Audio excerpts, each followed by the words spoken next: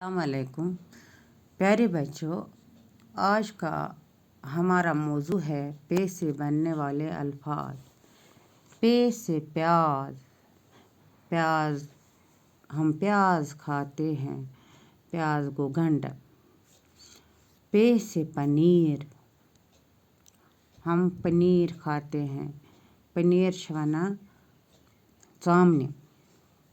प्याला,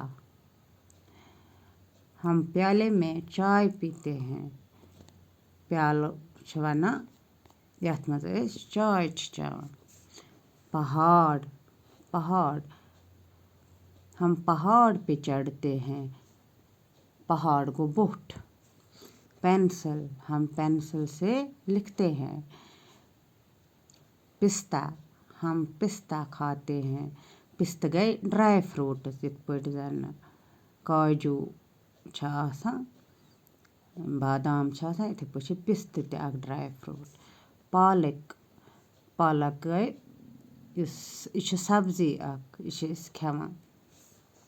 परिंदे, परिंदे हवा में उड़ते हैं, परिंदे गए जानवर। पलंग, हम पलंग पर सोते हैं, पलंग को बेड। पैकेट, पैकेट में चिप्स है, पैकेट्स में चिप्स आसान। पंखा, पंखा हवा देता है, पंखा इस डिवाइस से हवा। पानी, हम पानी पीते हैं, पानी गए त्रेश। पाकिस्तान, पाकिस्तान मुल्क। पहनना, पहनना को लागुन, हम कपड़े पहनते हैं। पत्ते, पत्ते गए पनवतर। पतंग, हम पतंग उड़ाते हैं, पतंग गए ग्रांट बर्ड इस आसमानस पे उड़ावान छ।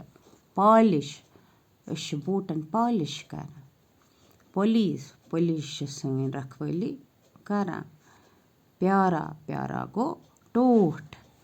पस्त, पस्त गो नीचे यानी कि कम।